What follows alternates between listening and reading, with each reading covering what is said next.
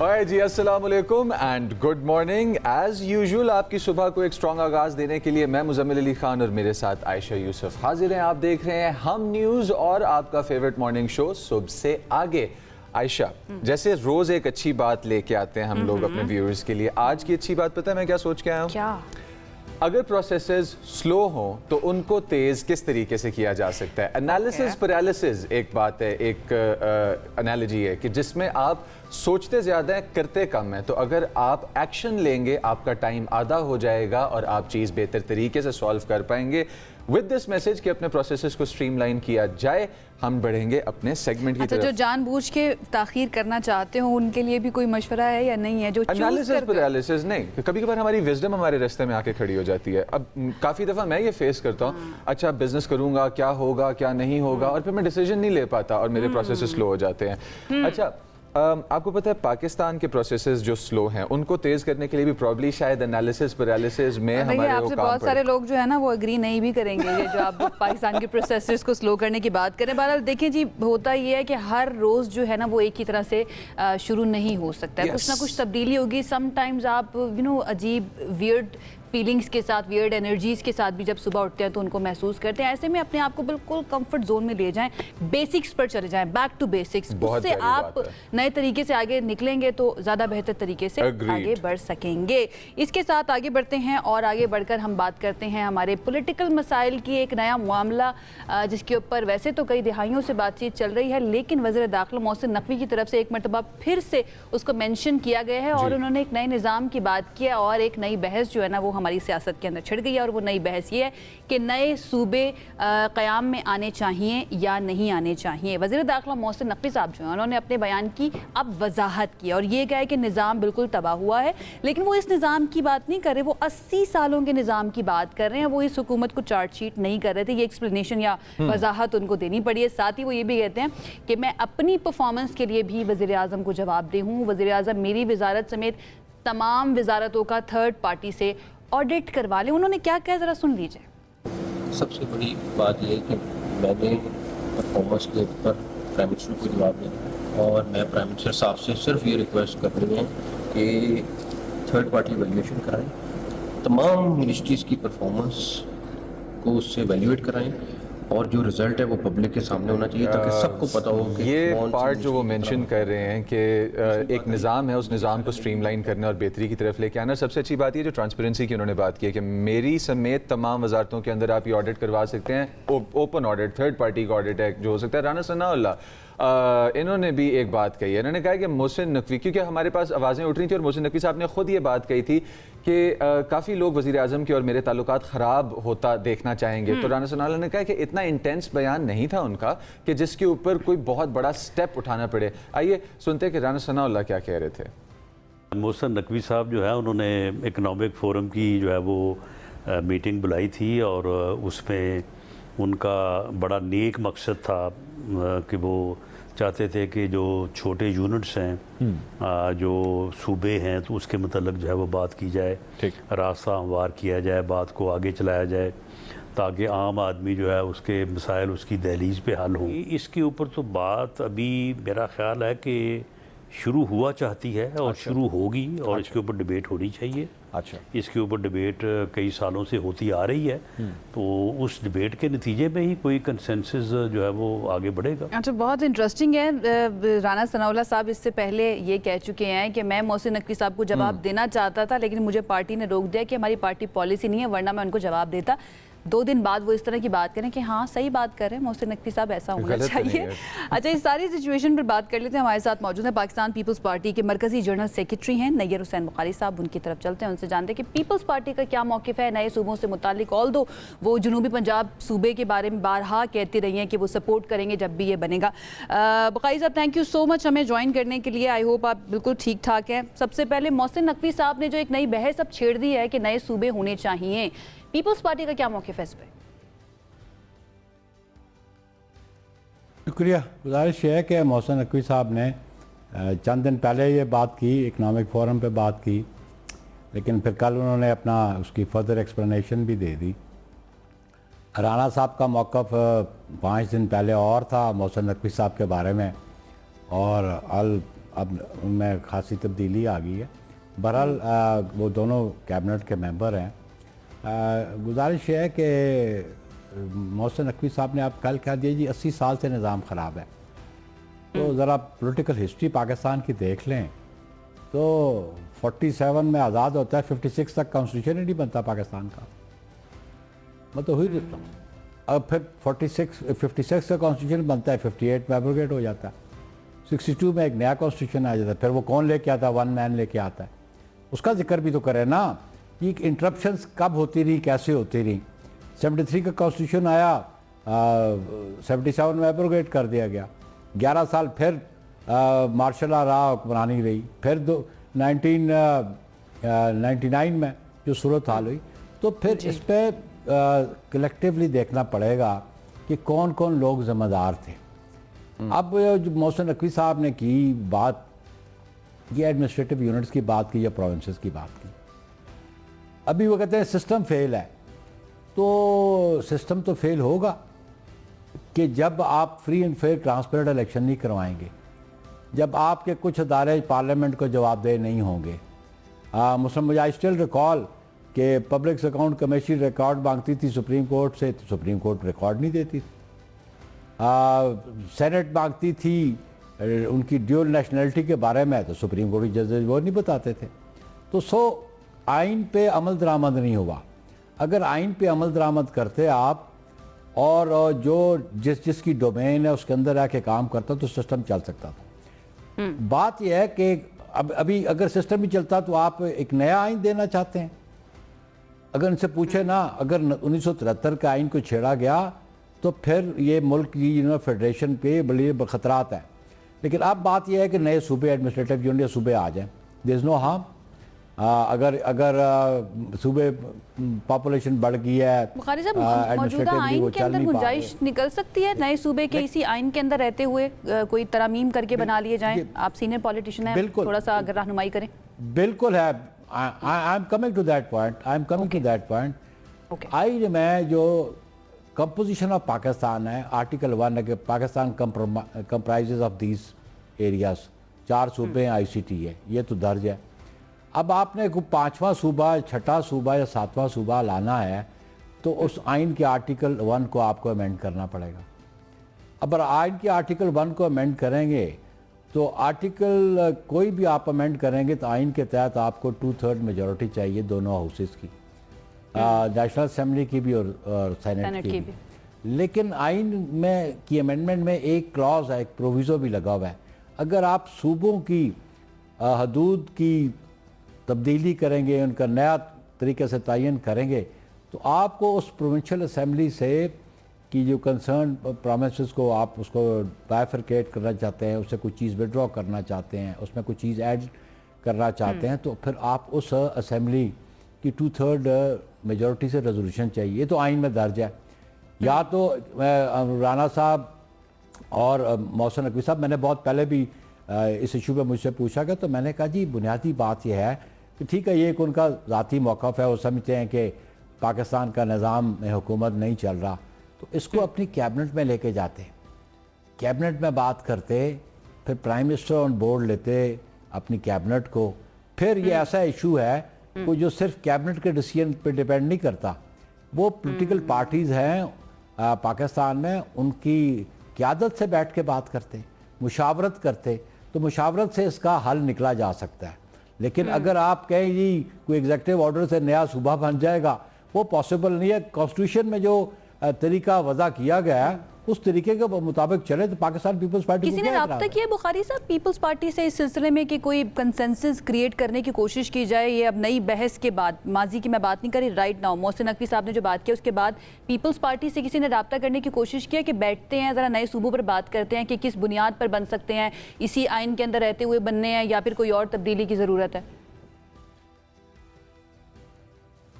ये बात करने का मिजाज कौन है? प्राइम मिनिस्टर है ना। मेरी लीडरशिप के साथ प्राइम मिनिस्टर साहब का कोई मौक़िफ़ आया या उन्होंने अपने मिनिस्टरों से पूछा, ख्वाजा आसिफ से पूछा, नकवी साहब से पूछा, भाई आपने ये बयान दिया है इसके बारे में हमें बताएं कि क्या डिटेल्स है आपके पास? आप कहते हैं सिस्टम बैठ गया है, तो सिस्टम तो अगर बैठ गया तो नया सिस्टम कौन सा लाना चाहते हैं? उनके जहन में कोई प्रपोजल है? देखो ना, खाली ये बात कह देना सिस्टम बैठ गया, दिस इज नॉट इनफ। मेरी क़यादत से बात करनी है तो प्राइम मिनिस्टर साहब बात करें, उनको बोर्ड ले, उन्हें कहे जी ये प्रोविजंस हैं, ये कॉन्स्टिट्यूशन में इनको अमेंड करने की ज़रूरत है या नए सूबे क्रिएट करने की ज़रूरत है, बनाने की ज़रूरत है। This is the issue. सिर्फ मेरी क़यादत से नहीं, मैं समझता हूँ कि पाकिस्तान की तमाम पॉलिटिकल पार्टीज़ जो पार्लियामेंट में बैठी हैं उनके साथ मुशावरत करना बहुत ज़रूरी है। बिल्कुल दुरुस्त फरमा रहे हैं, आपके तमाम पार्टीज़ के साथ मुशावरत करना बिल्कुल ज़रूरी है। हमारे पास एज़ इज़ मामलात हैंडल नहीं हो पा रहे, और अगर हम छोटे एडमिनिस्ट्रेटिव यूनिट्स में चले जाते हैं और प्रोसेसेस और रोल्स बढ़ जाते हैं, तो क्या ये प्रैक्टिकल अप्रोच है पाकिस्तान के मसाइल हल करने की या नहीं? ऑब्वियसली ना, ये किसने डिसाइड करना है? आपने और मैंने अपनी कैपेसिटी में तो डिसाइड नहीं करना, पाकिस्तान की पॉलिटिकल लीडरशिप ने डिसाइड करना है। उस लीडरशिप ने जो आवाम की नुमाइंदगी पार्लियामान में करते हैं, क्योंकि आपको पार्लियामान के जरिए ही आइन अमेंड करना पड़ेगा, और उसके बगैर तो आप प्रोविंसेस नए नहीं बना सकते। इस आइन की मौजूदगी में, 1973 के आइन की मौजूदगी में, जिसके नीचे ये कैबिनेट बैठी हुई है, जिसके नीचे मोहसिन नकवी साहब सेनेटर हैं, जिसके नीचे ये कैबिनेट फंक्शनल है, उनको चाहिए। वैसे मैंने तो उनको सजेस्ट किया था कि आप बजाय पीपल्स पार्टी से सवाल करें आपके सिंध में सूबा बने न बने, उसका भी तरीका आइन के मुताबिक आए। जो सूबाई असम्बली का फैसला होगा वो आप पे भी लागू होगा, मुझ पे भी लागू होगा। लेकिन पंजाब के हवाले से ऑलरेडी एक रेजोल्यूशन मौजूद है पंजाब असम्बली का। पंजाब के हवाले से when I was chairman senate, तो एक बिल मूव हुआ था कॉन्स्टिट्यूशनल अमेंडमेंट का, जो 2/3 मेजोरिटी से सेनेट ने 2014 में 13 में पास किया, जब पीपल्स पार्टी की गवर्नमेंट एग्जिस्ट थी, और उसके बाद 2013 के इलेक्शन हुए। लेकिन वो बिल जब पास हो गया, नेशनल असेंबली चलेगी, वो बिल डाई डाउन हो गया। अभी ये पंजाब को रिप्रेजेंट करते हैं मोहसिन नकवी साहब, अभी ख्वाजा आसफ साहब भी पंजाब से कौमी असेंबली के मेंबर हैं, सीनियर पॉलिटिशियन हैं। तो ये आइनी रास्ता इख्तियार करें। आइनी रास्ता इख्तियार करने के बाद इनकी क़यादत, प्राइम मिनिस्टर साहब पॉलिटिकल लीडरशिप से बात करें। अगर मसला है तो मसला रिजॉल्व भी तो इन्होंने ही करना है ना, और उसके लिए कुछ सजेस्ट करें कि जी इसका वे आउट क्या है। लेकिन खाली बयानबाजी से, ये गैलरी प्ले जो है, ये सब मामलात नहीं चलेंगे। मुत्तफिक। बुखारी साहब, अगर मैं सिंध की तरफ आ जाऊं, क्योंकि सिंध के बारे में भी कहा जाता है कि यहाँ पर भी नए सूबे बने चाहिए। पीपल्स पार्टी और इस वक्त जो गवर्नमेंट है, अगर असम्बली के अंदर ये रेजोल्यूशन आती है नए सूबे बनने की सिंध के अंदर, तो पीपल्स पार्टी का क्या मौक़िफ़ है? पीपल्स पार्टी सपोर्ट में होगी, या फिर मतलब मैं ये जानना चाह रही हूँ क्या 2/3 मेजोरिटी हासिल कर लेगी वो रेजोल्यूशन? ये तो फैसला सूबाई असेंबली के मेंबरों ने करना ना, मैंने तो नहीं करना। पीपल्स पार्टी यू पीपल्स पार्टी का राइट ऑफ मौक़िफ़ वोट जानना तो चाह सूबाई रही हूँ ना। असेंबली के मेंबरों के पास है। पीपल्स पार्टी का मौक़िफ़ मेरा मौक़िफ़ नहीं होगा, और मौक़िफ़ तो मेंबरों का होगा, मौक़िफ़ तो मेंबरों को होगा। ये राइट उनके पास है, ये राइट मेरे पास नहीं है। जो फैसला सूबाई असेंबली करेगी मैं उसको मानूंगा, उसको रिजेक्ट करेगी तब भी मानूंगा, उसको एक्सेप्ट करेगी मैं तब भी मानूंगा। बेहतरीन, बिल्कुल ठीक हो गया। आज़ाद कश्मीर असम्बली की बात कर लेते हैं। 25 सीट्स जो हैं वो मिल चुकी हैं मुस्लिम लीग नून को, एक सादा अक्सरियत जो है उन्होंने हासिल कर ली है। अभी हालांकि एक मरहला जो है वो बाकी है, तो फिर क्या हम ऐसा देख सकते हैं कि कोई वहाँ पर भी इत्तेहादी हुकूमत बने, या फिर आपको लगता है कि पीपल्स पार्टी अब बिल्कुल भी कोई गुंजाइश बाकी नहीं है कि नून लीग के साथ मिलकर वहाँ पर हुकूमत बनाए? देखिए जी, बुनियादी बात है कि आज़ाद कश्मीर का इलेक्शन पीपल्स पार्टी से छीना गया। मेरे पास रिकॉर्ड मौजूद है, जहाँ पे पोलिंग स्टेशन में कोई जो मीरपुर के पोलिंग स्टेशन है कोटली के, मेरे पास रिकॉर्ड है। मैंने चीफ इलेक्शन कमिश्नर को बताया कि जहाँ पे 80%, 85%, 99.2% टर्नओवर दिखाया गया रिजल्ट, वो जो ऑफिशियल रिकॉर्ड है इलेक्शन कमीशन का। चीफ इलेक्शन कमिश्नर ने कोई नोटिस ही नहीं लिया कि ये बड़ी अननेचुरल बात है। आप मुझे बताएं, दुनिया में किसी जगह टर्नओवर इस परसेंटेज का होता है? वहाँ पे जो बाकी इलेक्शंस हैं सीटों पे, टर्नओवर इट इज़ बिलो 40%। तो जब इलेक्शन कमीशन ऐसा हो जो मिला हो किसी के साथ और गवर्नमेंट उनके पास 25 सीट्स हैं, रिक्वायर्ड नंबर इज़ 27, और फिर उन्हें हमारी ज़रूरत क्या है। लेकिन मैं समझता हूँ कि पाकिस्तान पीपल्स पार्टी की सीटों पे डाका डाला गया, मेरे चेयरमैन ने भी ये कहा। तो ऐसी सूरत हाल में उनको ज़रूरत नहीं, और हम क्यों बैठेंगे उनके साथ जब उन्होंने हमारी सीटें जबरन हमसे छीन ली हैं।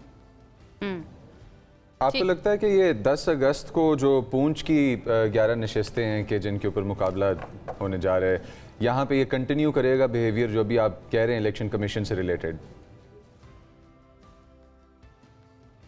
ऐसा ही लगता है। आप देखें कल चीफ इलेक्शन कमीशन की स्टेटमेंट है, एक दिन पहले कहा कि वो पुंछ में कुछ हल्कों में इलेक्शन नहीं हो सकेगा, वहाँ पे सिक्योरिटी इश्यूज हैं। फिर कल वो कहते हैं कि कुछ अगर वैकेंसीज है, अगर सीटों पे इलेक्शन नहीं होता गवर्नमेंट फिर भी फॉर्म कर सकती है, फंक्शनल हो सकती है। जब ये काम जो है ना चीफ इलेक्शन कमिश्नर का नहीं, he is not to respond this, ये काम है पॉलिटिकल लीडरशिप का। वो गवर्नमेंट फॉर्म करने में उनका क्या रोल है और क्या किरदार है, और उनको ऐसी वजाहत देने की क्या जरूरत है। ये तो पॉलिटिकल लीडरशिप ना, नून की लीडरशिप बात करती उनके कश्मीर। लेकिन मुझे समझ नहीं आती चीफ इलेक्शन कमिश्नर ये वजाहतें क्यों दे रहे हैं। पहली बात है कि वहाँ पे धांधली का बुनियाद आगाज रख दिया गया था जब फेज वाइज इलेक्शन करवाए गए, धांधली की बुनियाद वहाँ रखी गई। इलेक्शन कमीशन रिस्पॉन्सिबल नहीं है उस सारी इलेक्शन के दौरान उस सारे एरिया की कि वहाँ पर अमन अमान को देखते हुए कोई मसाइल ना हो, उसके मुताबिक पोलिंग वहाँ पर करवाई जाए? रिस्पॉन्सिबल तो इलेक्शन कमीशन है, लेकिन इलेक्शन कमीशन अगर 2 अगस्त के इलेक्शन के लिए वो 2 कॉन्स्टिट्यूंसीज में वो पोलिंग मटेरियल फराहम नहीं कर सकता, 2 कॉन्स्टिट्यूंसीज में उनका स्टाफ नहीं पहुंच सकता, एक में कम्प्लीटली और एक में 3 यूनियन काउंसिल में, तो फिर आप परफॉर्मेंस देख लें इलेक्शन कमीशन की क्या है। और फिर जवाब क्या जी, रास्ते आई वॉज इन मुजफ्फराबाद, कोई रास्ते बंद नहीं थे। लेकिन ये बायफरकेट करके फेजेस में इलेक्शन करा के किसी एक को एडवांटेज देने के लिए था, और मैं समझता हूँ एडवांटेज दिया उन्होंने पीएमएलएन को। All right, thank you so much Bukhari साहब हमें ज्वाइन करने के लिए। नय्यर हुसैन बुखारी साहब हमारे साथ मौजूद है, पाकिस्तान पीपल्स पार्टी के सीनियर रहनुमा मरकजी सेक्रेटरी। वो ये कहते हैं कि सिंध के अंदर जो भी होगा, सिंध असम्बली अगर रेजोल्यूशन पास कर देती है तो फिर वहाँ पर नए सूबों की बात की जा सकती है। बट मोहसिन नकवी साहब के ऊपर उन्होंने कई सवालात भी उठा दिए। एट द सेम टाइम एक तरफ DG ISPR ने जो प्रेस कॉन्फ्रेंस की थी उन्होंने ये बात किया, एक ओवरऑल जो है ना वो ओवर ड्यू है, लेकिन करना पॉलिटिकल पार्टीज ने है, ये उनकी तरफ से जिस तरह से कॉन्स्टिट्यूशन आपको बताता है आप वो वाले स्टेप्स लें, आप जाके इस चीज़ को प्रॉपरली अप्रोच करें। जो बुखारी साहब कह रहे थे इस वक्त, साथ ये भी उनका बड़ा हैवी फुट था कि हम लोग जो कश्मीर में देख रहे हैं वो सीधी सादी धांधली है। देखते हैं पूंछ की 11 सीटें हैं, 10 अगस्त है, क्या होता है और क्या नहीं होता। आयशा आप क्या कहती हैं, क्या व्यूअर्स को एक छोटी सी ब्रेक दी जाए या नहीं? बहुत ज़रूरी है, ब्रेक की तरफ जाते हैं जी। अब आप ब्रेक लीजिए, हम भी ब्रेक लेते हैं, अभी वापस आ रहे हैं, साथ रहिए।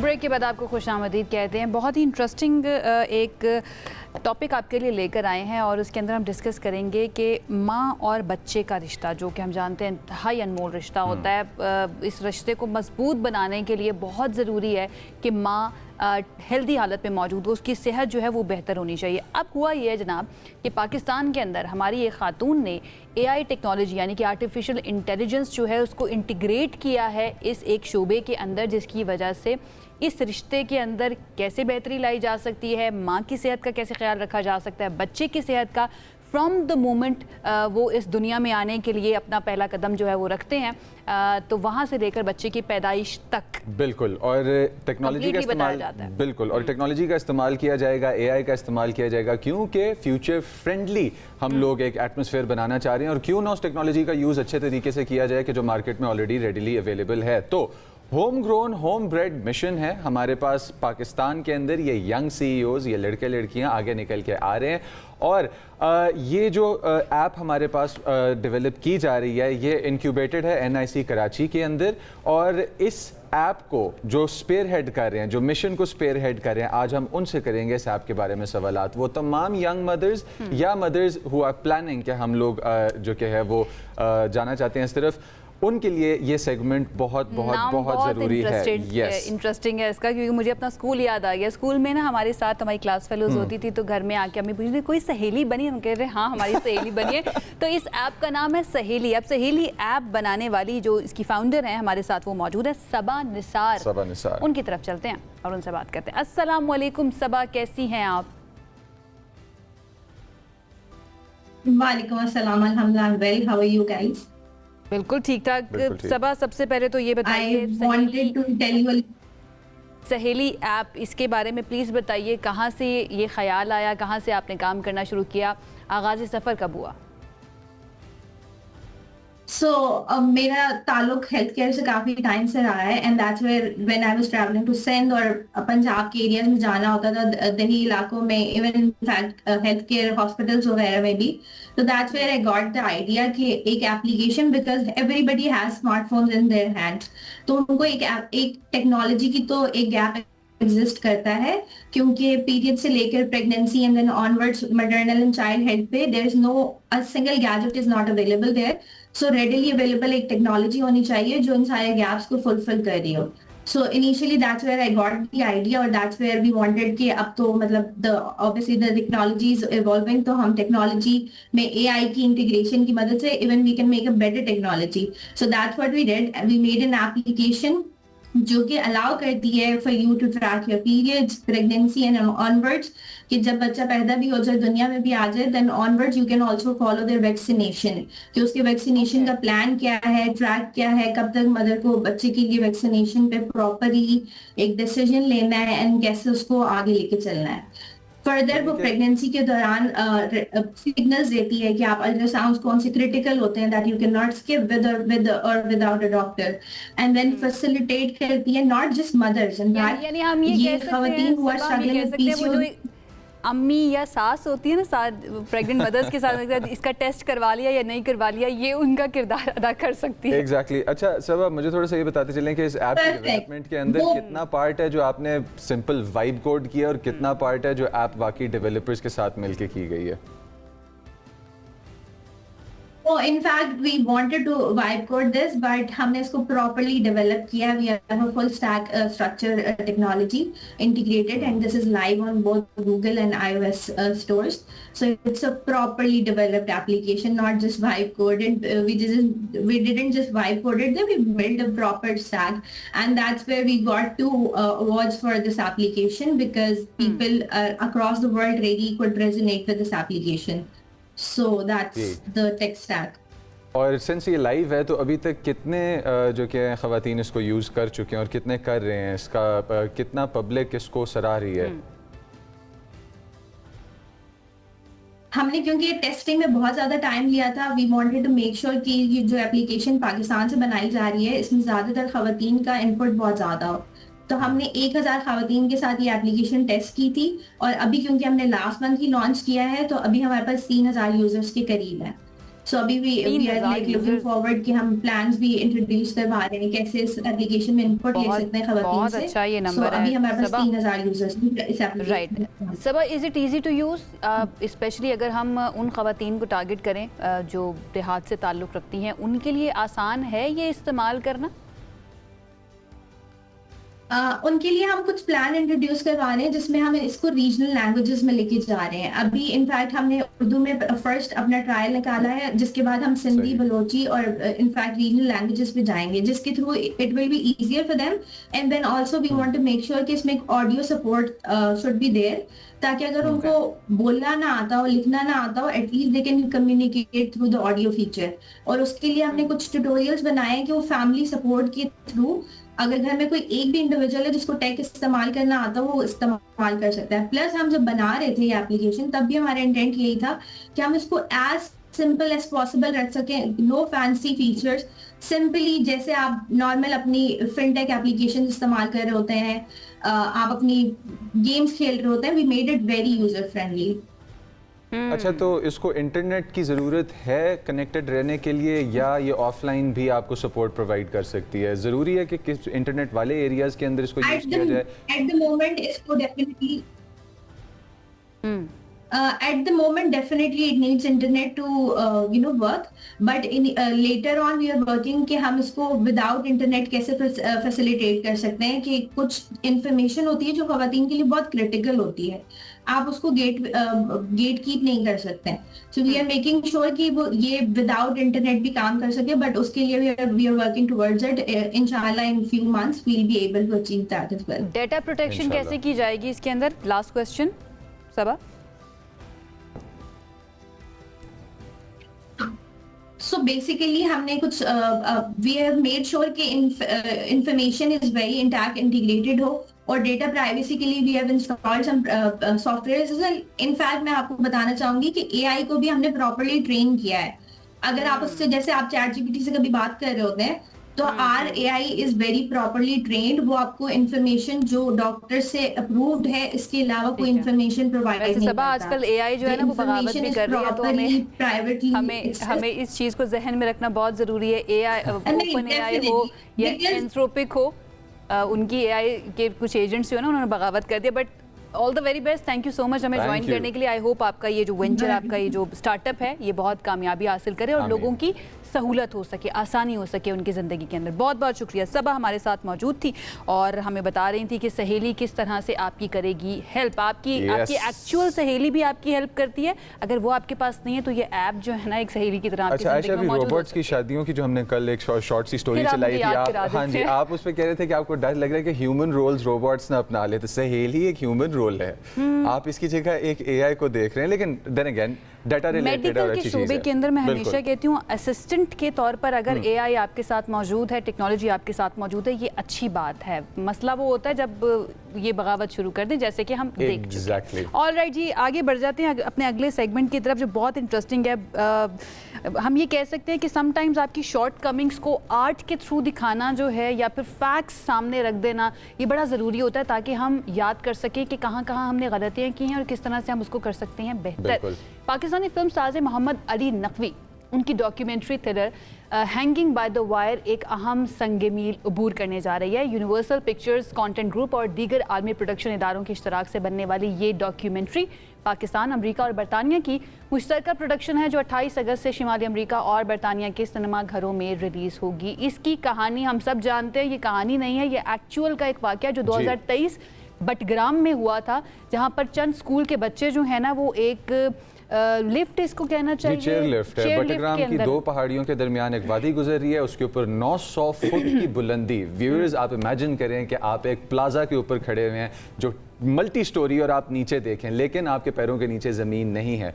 वायर टूट गई थी एक, और दूसरी वायर से टंगी रही ये केबल कार कई घंटों तक, और इस केबल कार के अंदर 9 स्कूल के बच्चे छोटे छोटे से सवार थे. कई घंटों तक जूझते रहे जिंदगी और मौत के दरमियान. बहरहाल इसको जिस खूबसूरती के जरिए पेश किया गया है, जिस खूबसूरती से पेश किया गया है, उसी का नतीजा, उसी का सबूत है कि ये फिल्म जो है इसका प्रीमियर 2026 सनडांस फेस्टिवल में भी हुआ, जहाँ इसे वर्ल्ड सिनेमा डॉक्यूमेंट्री मुकाबले के लिए मुंतखब किया गया. बगैर वक्त ज़ाया किए पाकिस्तानी फिल्मसाज मोहम्मद अली नकवी को वेलकम करेंगे अपने इस शो में. अस्सलामु अलैकुम अली, कैसे हैं आप? वालेकुम सलाम, मैं बिल्कुल ठीक हूँ. बहुत शुक्रिया आप लोगों ने मुझे बुलाया. थैंक यू सो मच हमें ज्वाइन करने के लिए. बहुत अच्छा लग रहा है आपने ज्वाइन किया. सबसे पहले तो व्हाई डिड यू थिंक कि ये एक ऐसा इंसिडेंट है जिसके ऊपर एक डॉक्यूमेंट्री मूवी बननी चाहिए? आइडिया क्या था? क्या सिर्फ डॉक्यूमेंट्री बनाना आइडिया था या फिर फैक्ट्स लोगों के सामने, पाकिस्तान की अथॉरिटीज़ के सामने, दुनिया के सामने रखना कि ऐसा भी हो चुका है पाकिस्तान के अंदर? देखिए, मैं तो तकरीबन कोई मुझे 20-25 साल हो गए हैं मैं फिल्में बना रहा हूँ. मैं अभी हॉलीवुड ही में हूँ, लॉस एंजलिस, यहाँ पे मैं रहता हूँ. ओरिजिनली मैं कराची से हूँ. इससे पहले मैंने नेटफ्लिक्स की सीरीज़ की थी टर्निंग पॉइंट काफ़ी सीजन्स, और मेरी अभी last film the accused Emmy के लिए नॉमिनेटेड थी. तो मैं चाह रहा था कि हम एक ऐसी फिल्म चुनें जो बिल्कुल एक एक्शन थ्रिलर हो. और जब मुझे याद है जब ये वाकया हुआ था, आप सबको याद होगा, पूरे दिन लोग न्यूज़ को मतलब ऐसे फुल अटेंशन के साथ देख रहे थे और हर घंटा कुछ ना कुछ हो रहा था. तो अब हम एक ऐसी दुनिया में रहते हैं कि AI है, इतनी ज़्यादा पता नहीं कि सच क्या है झूठ क्या है, लोग कुछ भी बना लेते हैं, वो पेश कर देते हैं. तो क्यों ना हम एक ऐसी फिल्म बनाएं जहां पे आप जो देख रहे हैं वो वाकई में वही हो रहा है। तो जैसे आप मेरी फुटेज देख रहे हैं, वो बच्चे उसमें फंसे हुए हैं चेयर लिफ्ट में, वाकई में वही हो रहा है। तो इससे ज्यादा आपको कितनी और एक्शन और थ्रिल मिल सकती है? तो मैंने कहा तो ये तो फिल्म आपका जरूर नाम भी बनानी मोहम्मद अली, और जिन्होंने अपने सर ये मिशन लिया, जो लोकल वहाँ से हीरो उठे, उनका नाम भी मोहम्मद अली। आप मोहम्मद अली नकवी और वो मोहम्मद अली स्वाति। तो आपका हुआ इत्तेफाक मोहम्मद अली स्वाति से मिलने का, और अगर हुआ तो ये एक्सपीरियंस कैसा था, या अगर नहीं हुआ तो क्या आप मिलना चाहेंगे उनसे? मोहम्मद अली स्वाति को हम पिछले कोई 2 साल से फिल्म कर रहे हैं। उनके अलावा हमने साहिब खान, जो एक्चुअल लोकल वहाँ के जो रेस्क्यू हैं, उनको भी हमने फिल्म किया है। वहाँ की जो पुलिस की जो डिस्ट्रिक्ट चीफ की जो हैं सोनिया, जिन्हें पूरा ये ऑपरेशन लीड किया, उनसे भी हम मिले हैं। सब जो पेरेंट्स हैं, वालिद हैं, जो एक्चुअली मुतासरीन हैं, और हमारे हुकूमत भी जो है, फ़ौज भी, जो भी इन्वॉल्व थे ना, ये एक ऐसा वाक़या है जहाँ पे हम सब साथ, हम हाथ हाथ मिलकर ये सब बच्चों को सेव किया था। It's a hero story. तो ये बहुत ज़रूरी है टू शो। डेफिनेटली ये हीरो स्टोरी है, बट जहाँ से मैंने स्टार्ट किया था अली माफ़ कीजिएगा, कि शॉर्ट कमिंग्स दिखाना भी बहुत ज़्यादा ज़रूरी होता है। एंड यू बीइंग पाकिस्तानी और सेल्फ कराची से आपका ताल्लुक़ है, कितना इम्पोर्टेंट है इस तरह के वाक़यात को हाईलाइट करना? ये वाला वाक़या मैं कहूँगी कि लक कह लीजिए कि आपकी नज़र इस पर पड़ी तो आपने सोचा कि इसके ऊपर डॉक्यूमेंट्री बन जानी चाहिए। ऐसे कितने वाक़े रोज़ाना होते हैं और उनके ऊपर कोई आवाज़ उठाने वाला नहीं होता? आप देखें, 20 साल से मैं इसी पे काम कर रहा हूँ। मैंने पाकिस्तान हिडन शेम बनाई थी, अगर आप लोगों ने उस बारे में सुना है, वो जो जिसमें बच्चों के साथ बहुत अब्यूज़ होता है, जिसकी वजह से एक इनिशिएटिव शुरू हुआ था पेशावर में, ज़मनकोर शेल्टर होम फॉर बॉयज़। मैंने मुख्तार माई के ऊपर फिल्म बनाई थी शेम, जो जीती थी टेलीविज़न अकादमी ऑनर, और जिसकी वजह से मैं अब हूँ अकादमी ऑस्कर्स की कमेटी में पूरे पाकिस्तान में, राइट। तो ये मैं काफ़ी इंसानी हकूक़, ये तो मैं कब से करता आ रहा हूँ 20 साल में।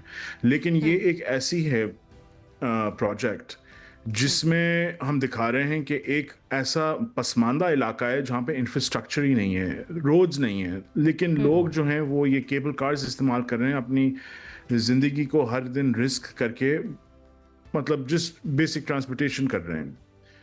लेकिन इनमें ये इतनी अकल थी कि भाई हमें कोई ज़्यादा तवज्जो नहीं देगा, लेकिन अगर हम टिकटॉक पे डालें, इंस्टाग्राम पे डालें जो अभी हमारे साथ हो रहा है, तो फिर न्यूज़ और इंटरनेशनल न्यूज़ उठाएगी। और यही हुआ, और जिसकी वजह से मेरे पास पूरे दिन की फुटेज है, एंड जो आप देखते हैं वो वैसी ओपन होती है, दिखाई जाती है। अच्छा, ये आपने जो आर्काइव फुटेज वगैरह, फ़ोन रिकॉर्ड्स, और आपने रेस्क्यू ऑपरेशन की जो फुटेजेस वगैरह ये जब इकट्ठी की, तो ये कितनी सख्त मश्क थी? How hard was it? देखें, जो ये हमने फिल्म बनाई है ना, ये सिर्फ हमने नहीं बनाई है। आई वुड से कि पूरे जो विलेज है और जो मुतासरीन हैं, जो उनकी सब फैमिलीज़ हैं, वो सब हमारे साथ एक कॉमन गोल और मिशन में they joined us in making this film. तो उनको मालूम था कि मीडिया की कितनी ताकत है। उस दिन अगर वो कहते कि अगर हो सके, अगर हम न्यूज़ पे ना आते, हो सके हम नहीं सेफ होते, हो सके हमें कोई हमारे बारे में किसी को पता ही नहीं होता। तो वो चाह रहे हैं कि हमारी कोशिश है, और हमारी भी आगे इंशाल्लाह यही कोशिश है कि हम इस गांव की और इन लोगों की जो कहानी है, हम आगे दुनिया में भराएं। तो ये फिल्म इनका आपको कुछ बटरग्राम इंफ्रास्ट्रक्चर के लोगों के करीब लाई है? Do you feel like family with them? Like how is the bond, how is the love? आप इनसे कितना करीब हुए इस फिल्म के बाद? मैं बहुत उनसे करीब हूँ, पिछले मतलब 2-2.5 साल से तो इन्हीं के साथ काम कर रहा हूँ।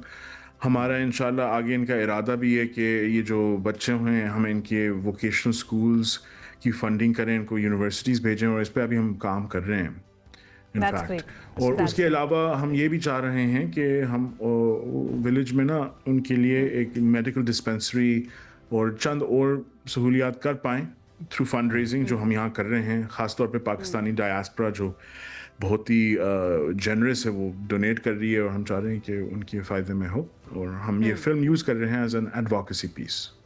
फाइनली अच्छा Ali, if you allow me, आपने खुद कहा कि आप ऑस्कर कमेटी के अंदर है। पाकिस्तान से बनने वाली डॉक्यूमेंट्रीज या इस तरह के इंसिडेंट्स जो हैं ये इतना ज़्यादा अप्रिशिएट आउटसाइड वर्ल्ड के अंदर या वेस्टर्न वर्ल्ड के अंदर क्यों किया जाता है? Because I remember Sharmeen Obaid Chinoy ने सेविंग फेस बनाई and then the girl in the river बनाई और दोनों पर उनको ऑस्कर मिला, हम जानते हैं, एंड दोनों बहुत अच्छी डॉक्यूमेंट्रीज थी, मैं देख चुकी हूँ।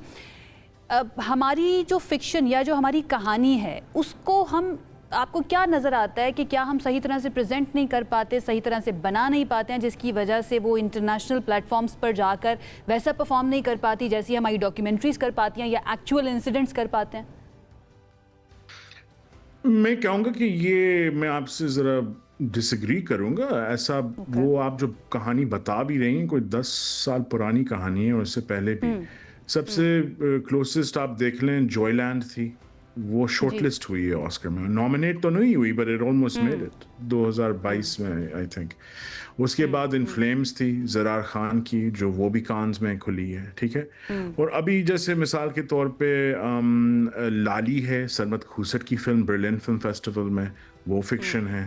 तो ऐसी काफ़ी फिल्में हैं, ऐसा नहीं है कि हमारी फिक्शन फिल्म्स नहीं आगे बढ़ रही हैं।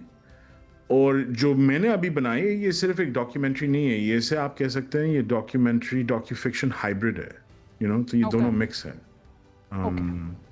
तो अल्लाह का शुक्र है, मतलब आप देख लें हमारे पास बैकिंग है यूनिवर्सल स्टूडियोज़ की जो एक बहुत बड़ा स्टूडियो है। उसके अलावा हम थिएट्रिकली सिनेमाज में रिलीज़ कर रहे हैं नॉर्थ अमेरिका, यूके में, और इंशाल्लाह लेटर दिस ईयर पाकिस्तान में भी होपफुली।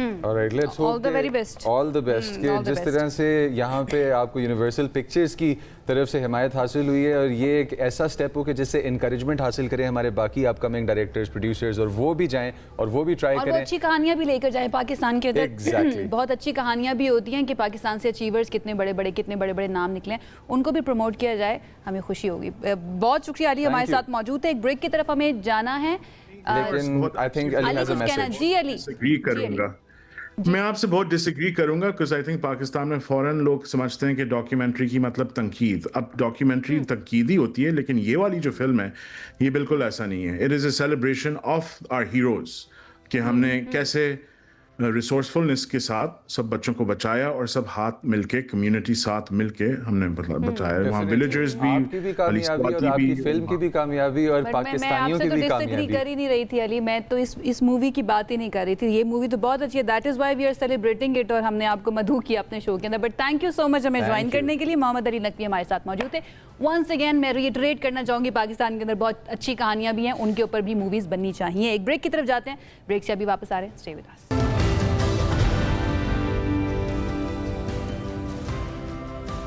ऑलराइट जी, welcome back from that break. और सिंस पाकिस्तान के मसले डिस्कस हो रहे हैं तो विटामिन डी की डेफिशिएंसी कैसे है कि हम लोग इस टॉपिक में से स्किप कर दें। आपके खाला, फुफ्फो, इवन हम जैसे जवान मर्द हजरात भी इस मुल्क में डेफिशिएंट इन विटामिन डी घूम रहे हैं। मूड चिड़चिड़ा है हमारा, जोड़ों में दर्द होती है, हड्डियों के अंदर कमज़ोरी महसूस हो रही है, आपको पट्ठे कमज़ोर महसूस हो रहे हैं, वज़न नहीं उठा पाते या थोड़ी सी सीढ़ियाँ चढ़े तो सांस चढ़ना शुरू हो जाता है। Amongst other health problems vitamin D की डेफिशिएंसी भी एक ऐसी चीज़ है जो हो सकती है। यानी कि इन सब की रीज़न जो है विटामिन डी की डेफिशिएंसी हो सकती है। अगर आपके साथ भी ये सब कुछ हो रहा है तो एक दफ़ा चेक करवा लीजिए कहीं आप विटामिन डी डेफिशिएंट ना हो। डॉक्टर्स मशवरा देते हैं कि भाई विटामिन डी का टेस्ट करवाना जो है ना वो बहुत ज़्यादा ज़रूरी है, क्योंकि ऐसा हो सकता है कि विटामिन डी का लेवल इतना कम हो जाए कि आपकी जान का मसला बन जाए। जान, आपकी जान की बात करूँ, आपकी वो वाली जान की बात नहीं करी। खैर, पाकिस्तान जो है एक ऐसा मुल्क है जहाँ पर सूरज की रोशनी भरपूर होती है, इसकी बिल्कुल भी कमी नहीं है। और ये कहा जाता है कि अगर आप सूरज की रोशनी के अंदर कुछ देर वॉक करेंगे तो आपको विटामिन डी मिल जाएगा। लेकिन हैरान कुन तौर पर पाकिस्तान के अंदर 50 से 60% अफराद जो है ना, एक अंदाजे के मुताबिक उनके अंदर विटामिन डी की कमी होती है। अब क्या हमारे अंदर एब्जॉर्प्शन का मसला है कि विटामिन डी सही तरह से एब्जॉर्ब नहीं हो पाता, या फिर कोई और रीज़न है, या फिर हमने धूप के अंदर जाना छोड़ दिया है? ये सब जानने की कोशिश करते हैं। हमारे साथ आज मौजूद है एक्सपर्ट डॉक्टर रूबिया उस्मान साहब। वेलकम करेंगे doctor rubia, thank you so much join करने के लिए। सबसे पहले तो वही सवाल और वही बात कि पाकिस्तान के अंदर सूरज है और धूप भी हम देख रहे हैं बड़ी भरपूर होती है, उसके बावजूद 50 से 60% लोगों के अंदर विटामिन डी की कमी क्यों है? So only very very keen people. So the people who are very obsessive about their diet कि उन्होंने इतना portion of fish खाना है, इतना portion of egg लेना है, dairy लेना है, cheese, milk, things like that, yogurt, and then cottage cheese is very popular. And on top of all that, you have to stand in the sun with uncovered most parts of your body. So आपकी short sleeves t-shirt होनी चाहिए, and you have to stand facing the sun. Either not facing back कर ले, लेकिन बहरहाल your body should be facing the sun. बेशक आप मुंह cover कर ले for at least 20 minutes of your day. So having said that, ये गोरों की guidelines हैं. So these are white Caucasian people guidelines. For us Asian people, हमारा वही जैसे मैंने बोला हमारी pigmentation का भी level different है. Everybody has a different color and different texture of skin. तो किसी की absorption ज़्यादा अच्छी होगी, किसी की absorption कम. अगर गोरों की गाइडलाइंस और हमें आदत भी है ना उनकी गाइडलाइंस को हमें फॉलो आदत भी है उनकी गाइडलाइंस को फॉलो करने की, तो कब टेस्ट करवाना चाहिए? व्हेन कैन वी प्रेडिक्ट कि अच्छा ठीक है मुझे ज़रूरत है? If you have certain symptoms, yes, we can check the levels for you, and as a doctor, I always have to advocate that. लेकिन ये ऐसा टेस्ट नहीं है जो आप जाके हर वक्त, हर 6 महीने बाद, हर 2 महीने बाद टेस्ट कराते फिरे. As a grown human being, हमारी requirement, daily requirement is 800 to 1000 units daily. अब as Pakistanis, what we are doing, and this is very common practice, हम हर कुछ अरसे के बाद 1-2 लाख यूनिट की फक्की खा लेते हैं. जी. So stop doing that. Why are you doing that? That's a loading dose.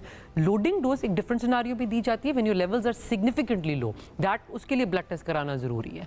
आपको एक continuous low dose चाहिए in your entire year. आपने पक्की की बात की है डॉक्टर रूबिया, हम पक्कियों पर बड़े होने वाली कौम है, हम क्या बात कर रहे हैं? एडॉग बिल्कुल ऐसे ही. अच्छा अब चलिए सिम्टम्स की बात कर लेते हैं. कुछ सिम्टम्स तो हमने बता दिया, ये भी रीजंस हो सकती हैं या और भी रीजंस और भी सिम्टम्स हो सकती हैं जिससे पता चले बगैर टेस्ट के, डेफिनेटली टेस्ट करवाना चाहिए लेकिन बगैर टेस्ट के, कि आपके अंदर विटामिन डी कम है. नंबर 1 इसके सिम्टम्स क्या होते हैं? सिम्टम्स में bony aches and pains, muscle aches and tiredness, fatigue, lethargy, वो तो पूरे पाकिस्तान को है. तो अब सबसे बड़ा रौला तो ये, अब खवातीन से आप पूछेंगे आपको दर्दें होती हैं, 9 times out of 10 the answer is yes.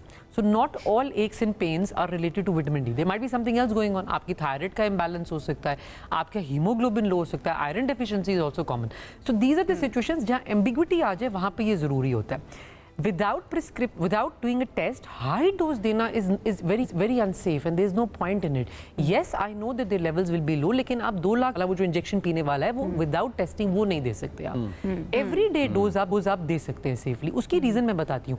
हमारे यहाँ कोई चीज़ fortified नहीं है. बाहर के मुल्कों में उन्होंने बहुत earlier on realize कर लिया कि people are not getting enough vitamin D from their diet because there is not enough fish in our diet. हम रोज़ाना fish नहीं खाते हैं.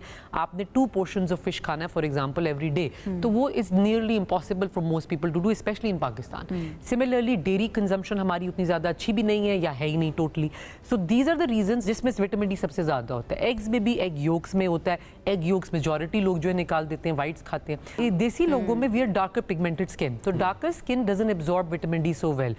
The reason is कि हमारे यहाँ जो मेलानिन है, जो हमारी डार्कनेस करता है, जो वो प्रोटेक्ट करता है फ्रॉम UVB लाइट की जो रेज होती हैं. अब ये वो रेज हैं जो विटामिन डी के लेवल को हेल्प करती हैं. अब द प्रॉब्लम इज कि एक तो हम धूप में जाते हुए डरते हैं क्योंकि हम काले हो जाएंगे, फिर ऑन टॉप ऑफ दैट हमारी धूप है बट बहुत लीथल है, और तीसरा अगर आप चले भी जाएंगे so your sun exposure is not long enough and your melanin is not absorbing enough. अच्छा, विटामिन डी की जो टाइप्स हमारे पास, जो विटामिन डी हमारे एब्जॉर्प्शन में काम आता है और विटामिन डी और जिस बॉडी फंक्शन में काम आता है, कैल्शियम का विटामिन डी से क्या रिलेशन है? हमारे बोन्स तक जाना, हमारे हार्मोनल फंक्शंस को एक इक्विलिब्रियम पे रखना, इसके बारे में क्या इन्फॉर्मेशन है? They will be interlinked because they're both responsible for your bone health. Bone health के बारे में awareness is the single most important thing for both men and women. Osteoporosis औरतों को तो जैसे common है ही है और उनको भी वो भी misinformed और ill-informed हैं, लेकिन men also it's very important for them. Your calcium, your vitamin D when you consume it and you lift heavy. तो ये मैंने देखिए 2 चीज़ें relate कर दी आपस में, यानी आप exercise करेंगे और आप supplement लेंगे, only then they work. Usually हमारे यहाँ ये होता है कि we are happy to take supplements but we're not happy to move. So if you're not moving, if you're not lifting heavy, if you're not exercising, plyometrics वगैरह वगैरह, लंबी चौड़ी बहुत sad story है, but वो नहीं कर रहे तो ये सारा float कर रहा है and then your kidneys will excrete it out. तो you can have toxic levels, जो आपने बात की कि excessive amount से toxicity भी हो सकती है, फिर वो kidneys पे burden डाल सकती है, और the sad part is the flip side, excessive vitamin D से भी muscle aches and pains and bony aches and pains होते हैं. तो फिर तो you are stuck in a rock in a hard place. अच्छा, तो excessive amount का फिर पता किस तरह से चले, कैसे पता चले कि विटामिन डी जो है उसके सप्लीमेंट्स हमने ज़्यादा ले लिए हैं, फिर मेंटेनेंस कैसे करें? Yes, because if had inappropriately 100%. So like I said, 400 to 800 units is the safest dose because that's your minimum daily requirement that is needed. बच्चों की slightly कम हो जाएगी और ये like I said कि बाहर के मुल्कों में cereals fortified है तो ये वजह है कि milk is fortified and cereals are fortified. Over here we don't have any regulations about that. तो हमारा सबसे बड़ा जो negative impact है वो इस बात से होता है. 78% पाकिस्तान में prevalent है, Bangladesh, Sri Lanka, they're all just literally नक्को नक का मुकाबला है. We're all exactly the same basically. And lastly, I don't think it's just like taking one vitamin alone is the key. You have to be aware of your health overall. अगर आप tired हैं, fatigued हैं और आप नींद पूरी नहीं कर रहे हैं, खाना healthy नहीं खा रहे हैं, फिर जाहिर बात है everything will be breaking down. अच्छा, competitive तो है ना? Competitive तो है ना. वैसे what I like about multilingual people is कि उनकी चीज़ें mix हो जाती हैं. नको नक और नेको नेक दोनों बराबर होके आ रहा था. यहाँ पे मुझे थोड़ा सा ये बताते चले कि जो कि नई माएँ हैं, अभी मदर्स बनी हैं, उनको जारी बात है लैक्टेशन की वजह से कमियां हो जाती हैं बॉडी के अंदर और फिर फोर्टिफाइड नहीं है खाने तो उसका भी मसला होता है. विटामिन डी की कमी कैसे पूरी कर सकते हैं वो? Pregnant women have to have a supplement. It's simple as that. I can't stress this enough because one of the studies that I was also reading very clearly pointed out that higher risk of miscarriage होता है in women with low vitamin D levels. You would think इतना harmless सी चीज़ है, क्या फ़र्क पड़ेगा, थोड़ा हड्डियाँ शड्डियाँ कमज़ोर होंगी, दांत शांत कमज़ोर होंगे, ऐसा क्या miscarriage क्यों होगा? But the studies are very clear on this. So recurrent miscarriage patients should be very cautious about this कि folic acid के साथ साथ आपका vitamin D भी बहुत ज़रूरी है. Asian ethnicity women will always be at risk of having low vitamin levels, especially vitamin D levels. So you have to be very careful about your health. Pregnancy के दौरान आप supplements लेंगे, lactation के दौरान आप supplements लेंगे और उसके बाद भी ideally I wouldn't recommend low dose. You know what I love about Dr. Rubia? हमेशा ना बड़ी slangs जो use करती है ना उनको सुन के मजा आता है. Thank you so much Dr. Rubia हमें join करने के लिए. भाई विटामिन डी का टेस्ट करवा लीजिए, ये आपके लिए बहुत अच्छा होगा. मेरे ऊपर भी काफ़ी फोकस होता है कि आपको करवाना चाहिए. मैं सोच रही हूँ कि आप करवा ही लेना चाहिए बिकॉज अगर अराउंड 70% लोग डेफिशिएंट है विटामिन डी के तो उसके अंदर डेफिनेटली मैंने तो आना ही आना है, ये मुझे पूरा यकीन है.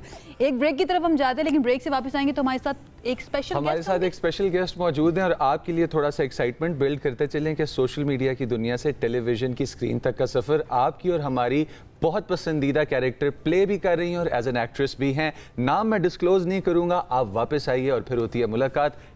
B right back.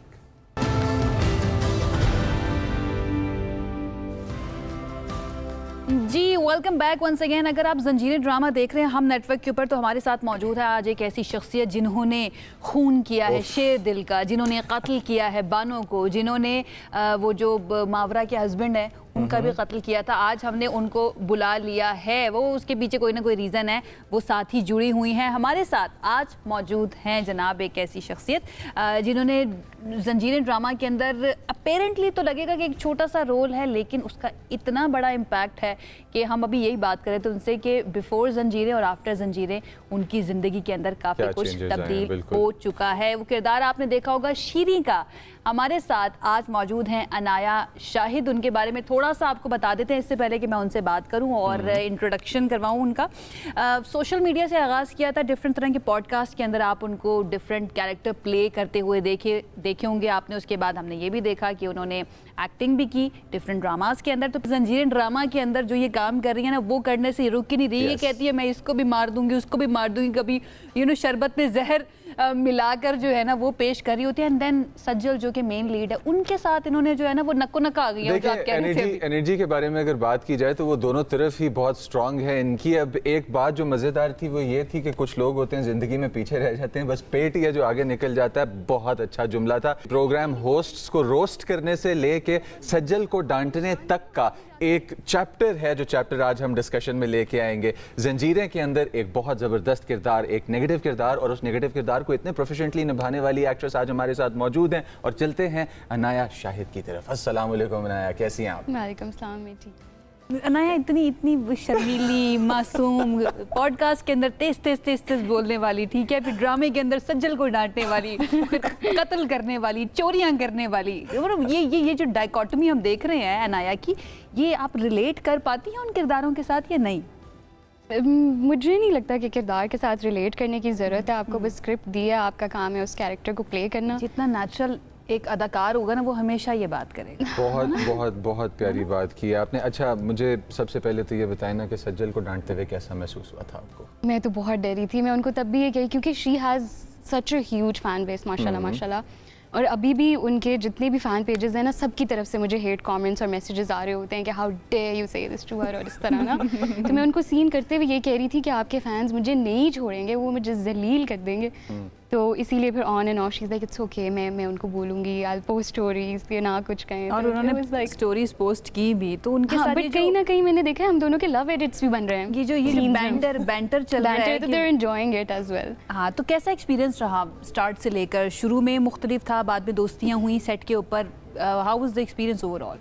अच्छा, मैं बहुत ऑब्वियसली इंटिमिडेट हो रही थी सजल से as a newcomer, but she was really sweet. वो आई थिंक खुद से इनिशिएट कर रही थी एंड बहुत जल्दी फिर मेरी उनसे दोस्ती हो गई। और क्योंकि हम लोग सेम जगह पे भी रह रहे थे, वहीं स्टे कर रहे होते थे, तो आफ्टर द शूट हम लोग बैठे भी रहते थे, बातें भी करते रहते थे रात तक। तो आई थिंक बहुत अच्छी बॉन्डिंग हो गई थी। इवन स्टिल अभी वो एक एक चीज़ मुझे बैठ के बताती थी कि अगर कभी कोई इशू हो तो ऐसे करना है, कोई ये कहे तो ये बोल देना। इवन यहाँ तक कि उन्होंने मुझे कहा है कि अगर तुम्हें नहीं समझ आ रही कुछ कि क्या है कैसे, तो तुम मुझे बताओ, मैं कर लूँगी। तो she has really help me out with a lot of things even on set. अच्छा, ये जब हमने देखे हैं ना किरदार आप दोनों के और सीन्स देखे हैं, उसके अंदर आप सीनियर लग रही हैं बाय द वे, जितनी माशाल्लाह से आप अच्छी एक्टिंग करिए। अच्छा, सबसे अच्छी दोस्ती सज्जल के साथ ही हुई या दानियाल के साथ भी थी और फिर बानो के साथ भी थी? मेरी आई थिंक सबसे ही थी। मेरा और सहर का ये था कि हमारा शुरू में काम साथ नहीं था। Okay. बिल्कुल एंड वाला लास्ट वाला स्पेल हमारा साथ था, तो उनसे मेरी सबसे एंड में दोस्ती हुई। Okay. जो शाहनूर प्ले कर रही हैं अनम, तो वी वर रूममेट्स। तो उनसे सबसे पहले हुई, वी वर लाइक सिस्टर्स, हम दोनों एक दूसरे की चीज़ें भी इस्तेमाल कर रहे हैं, हम लाइक ये मुझे दे दो, और बिल्कुल ऐसे बहनों वाली सिचुएशन हो गई थी। बाकी आई थिंक सबसे ही थी दोस्ती अच्छा, मेरी। आर्ट जो है ना वो एक ऐसी फील्ड है कि जिसके अंदर आर्टिस्ट रिचार्ज अपने काम से ही होता है। हमारा काम हमें थकाता नहीं और रिचार्ज करता है। सेट अच्छा लगता है या घर अच्छा लगता है? सेट पे जाओ तो घर याद आता है, घर बैठे हो तो बंदा सोचता है कि काम करना है। तो बस ऐसे थोड़ा और कंफ्यूजिंग मियां सा वाली ही में वक्त सिचुएशन। गुजारने का एक्सपीरियंस कैसा था? नहीं गुजरता, रो रो के हम लोग वहाँ टाइम गुजार रहे होते थे। बस जब तक काम कर रहे हैं ठीक है, वर बिजी। बीच में कुछ डेज ऐसे आ जाते थे जिस दिन शूट नहीं होता था, but we couldn't travel back, तो वी हैड टू स्टे। वहाँ पे फ्री डेज होते थे, तो उस दिन समझ ही नहीं आती थी कि क्या करना है ना। एंड उधर बस हवेली के अंदर हैं, बाहर कहीं नहीं जा सकते। वहीं पे कुछ खाना बन रहा है। एक हमारी मेकअप आर्टिस्ट थी, बहुत अच्छी हैं, आई लव हर। पूरा टाइम वो इतना सा उन्होंने एक चूल्हा रखा हुआ था, तो मेकअप के साथ साथ वो शेफ़ भी थी। और वो हमें खाने बना बना के वहाँ पे वो रोज़ सुबह आती थी कि आज क्या खाओगी ना, तो मैं कहती थी अच्छा ये बना दें। तो वो बीच बीच में मेकअप के साथ खाने भी बना के दे रही हैं। तो आई थिंक उस पर हमने सर्वाइव किया, अदरवाइज नहीं कर सकते थे। बहुत अच्छा था। बहुत अच्छा। अच्छा, मुझे ये बताइए कि ना अनाया की ज़िंदगी, अगेन जो मैं ब्रेक में पूछ रही थी, अनाया की ज़िंदगी बिफोर जंजीरें एंड आफ्टर जंजीरें किस तरह से तब्दील हुई है? पर्सनली तो मुझे लगता है ऐसे कोई चेंज नहीं आया। My friends are not treating me any differently. मेरे घर वाले मेरी कोई एक्स्ट्रा इज्जत नहीं कर रहे हैं। वो they are keeping me very humble. तो ऐसे कोई स्पेशल ट्रीटमेंट उनसे नहीं मिल रहा। हाँ, वही रिकग्निशन ऑब्वियसली ज़्यादा है, लोग कैरेक्टर से पहचान रहे हैं ज़्यादा। तब मैं कहीं बाहर जाती हूँ तो थोड़ा छुप छुप के जाना पड़ता है। अच्छा, कोई ये नहीं कहते कि आपने चोरी क्यों की थी चेन की? बहुत। हाँ, वो आके बिल्कुल ऐसे कुछ आंटीज मिली भी हैं मुझे, तो वो तो डायरेक्ट हो जाती हैं कि तुम औरत का घर ख़राब करी हो, तुम्हें शर्म नहीं आ रही, तुम। Oh my God, I remember वो बाजी हमें बताया करती थी कि पीटीवी के ड्रामास जो है ना, उनके किरदार ऐसे होते थे कि लोग बाहर भी मिल जाते थे तो उनको बुरा भला कहना शुरू कर देते थे। मैंने इवन ये तक सुना है कि लोग फिजिकल भी हो जाते हैं, वो आपको थप्पड़ शप्पड़ भी लगा देते हैं। डर तो नहीं लगा? डर तो लगा, लेकिन अल्लाह का शुक्र है। एज एन एक्टर, अभी आपने एक बात की, आपके सामने स्क्रिप्ट आया, you don't need to think about it a lot, आपने जो चीज़ करनी है उसको you put it out there, delivery, ठीक है। आपको नहीं लगता कि लोग इस चीज़ को इस तरह से नहीं समझ पाते? आपके कैरेक्टर को, शिरीन को, आपकी लाइफ अनाया के साथ इस तरह रिलेट कर रहे हैं कि सवालात शिरीन से पूछने हैं, पूछ अनाया से रहे हैं आके। आई थिंक इट्स ओके। मुझे लगता है कि मेजॉरिटी ऑडियंस ऐसा नहीं कर रही। कुछ ऑडियंस हमारी ऐसी है कि जो इतनी मेच्योर नहीं है, उनको नहीं पता कि कैरेक्टर अलग है और एक्टर अलग है। तो अब कहीं ना कहीं मैं भी ऑडियंस रही हूँ, कभी मैंने भी टीवी पे नेगेटिव कैरेक्टर्स देखे, आई गेट इट, गुस्सा आता है, बहुत गुस्सा आता है कि आप सुना दो 2-4 स्क्रीन पे ना। तो मतलब ठीक है, आई गेट दैट। ये बताएं, कोल्ड बिहेवियर्स किसके थे? ये भी तो ये मुझे भी नहीं पता किसके थे। अच्छा, अगर जिनको नहीं पता है, सहर ने एक पोस्ट की थी और उसके ऊपर उन्होंने लिखा था कि हमारा उनका कंप्लीट हो चुका है, बट वो कोल्ड बिहेवियर्स का उन्होंने जिक्र किया था। तो कोल्ड बिहेवियर्स किसके थे?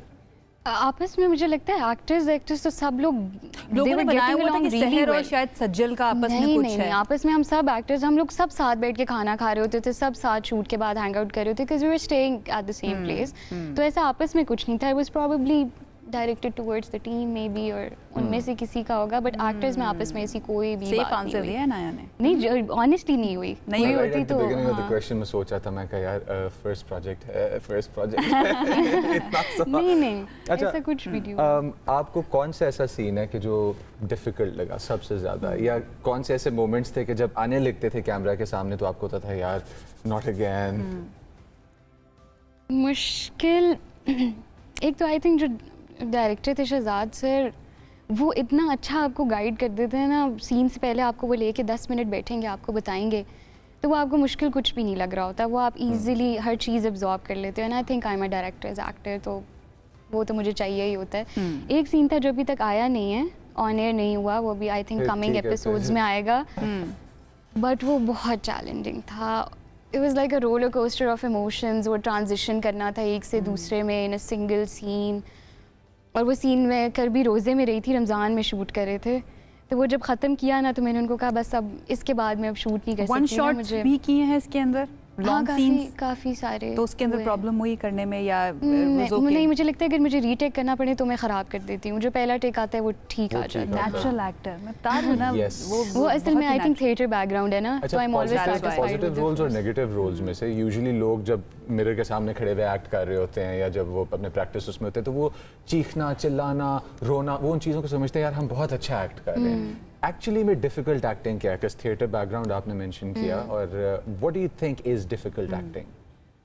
अच्छा, अगर एंटागनिस्ट कैरेक्टर्स के हिसाब से बात करूं तो मुझे लगता है कि वो उन बहुत आसानी से ना आप उनको एग्जैजरेट कर सकते हो। Like you have to make sure कि वो सटल भी रहे बट इंटिमिडेटिंग भी लगे।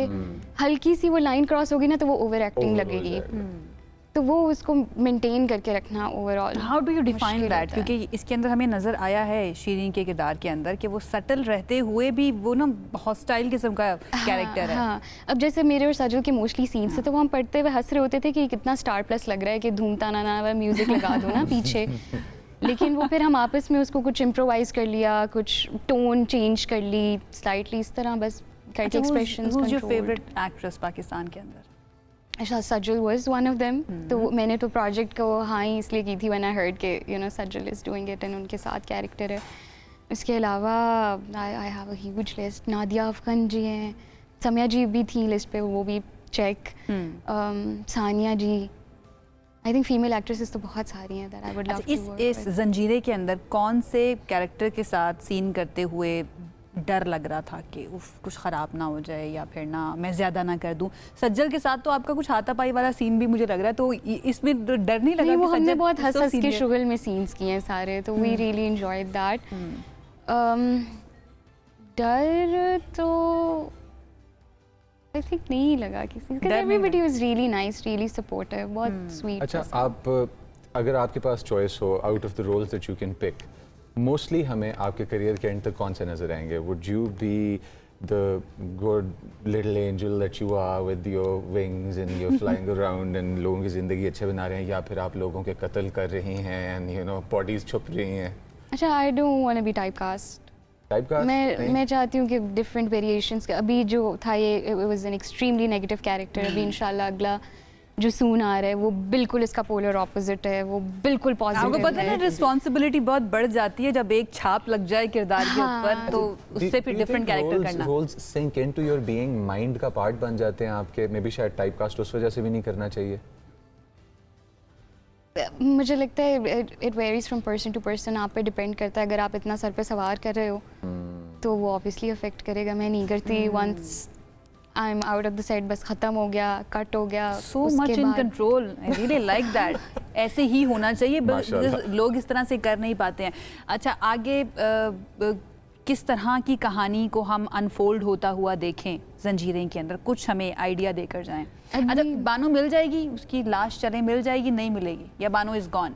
Bano is gone for now. Bano is for now. For now देखिए यहाँ पे अभी तक के लिए शी इज़ गॉन। अभी मतलब बहुत सारे लोग पिछले आई थिंक मैं देख रही थी कुछ एपिसोड से ये कह रहे थे कि बहुत स्लो हो गया है, कुछ हो नहीं रहा, ड्रैग लग रहा है, तो अभी होने वाला है? हाँ, this कुछ होने I can वाला say है कि ख़वातीनो coming हज़रात, episodes। आपने देखता रहना है। अच्छा, ये बताएं और भी कोई मरेगा ड्रामे के अंदर? मे बी मे बी ये जो मीडिया Suspense. ट्रेन कर देते हैं ना प्रोडक्शन हाउसेस। अच्छा मरेगा, हाँ, हम एक्सपेक्ट करें हैप्पी एंडिंग होने वाली है या फिर सैड एंडिंग होने वाली है, ये बता दीजिए। ये मुझे भी नहीं पता क्योंकि एंडिंग मेरे स्पेल के बाद शूट हुई है, तो आई ऑनेस्टली हैव, और थोड़ी चेंज भी हुई है ना, जो इनिशियली थी इन द स्क्रिप्ट वो नहीं है, तो नोबडी नोज। ओके, आपको किसी ने ये बताया कि आप माहिरा खान जैसी लगती हैं? हैं? हाँ, ये सोशल मीडिया के ऊपर मैं देख रही थी कि जो जूनियर माहिरा खान जैसी जो है ना, बिल्कुल अच्छा, लग ये रही नहीं होती मैंने देखा। How do you feel about it? नहीं, क्योंकि I love her, I honestly love हर। मुझे नहीं लगता, मैंने और बहुत सारे कमेंट्स देखे हैं बाकी एक्ट्रेसेस के कंपैरिजन के, ये वाला मैं आपके मुंह से ही सुन रही हूँ, ये मैंने कहीं नहीं पढ़ा। अच्छा बहरहाल ये हम तक पहुंचा, हमने कहा कि आपसे पूछ लेते हैं कि आपकी अंडरस्टैंडिंग में है या नहीं है। आगे के क्या प्रोजेक्ट्स हैं जिसके अंदर हम देखेंगे अनाया को? आगे हम टीवी का ही है इंशाल्लाह, with the same director Shahzad sir के साथ ही, तो बस उसका शूट स्टार्ट है। उसका शूट उस अब देखिए हमें लीड में नजर आएगी, प्रोटैगनिस्ट प्ले करती हुई अनाया? कैरेक्टर पॉजिटिव है, it's a second lead character, okay, but the people I am sharing the screen with, they're amazing, तो I am really excited.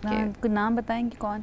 I think it's already out, अभी वो सहर और हमजा सुहेल ड्रामा प्रोजेक्ट आ अच्छा, रहा है। कुछ क्वेश्चंस, बिकॉज आपके जो फैंस देख रहे होंगे उनको ये होगा कि अच्छा ठीक है यार, ये चीज़ें हम जानना चाहते हैं हमारी फेवरेट एक्ट्रेस के बारे में। कॉफ़ी या चाय? चाय। चाय। चाय। मेरी बहन है। इंस्टाग्राम या Snapchat? I don't use Snapchat, Instagram या टीवी? इंस्टाग्राम या TV? I am repeating my question. Personally या काम के लिहाज से? पर्सनली तो इंस्टाग्राम। हाँ, Instagram या एंडोर्समेंट हो गई।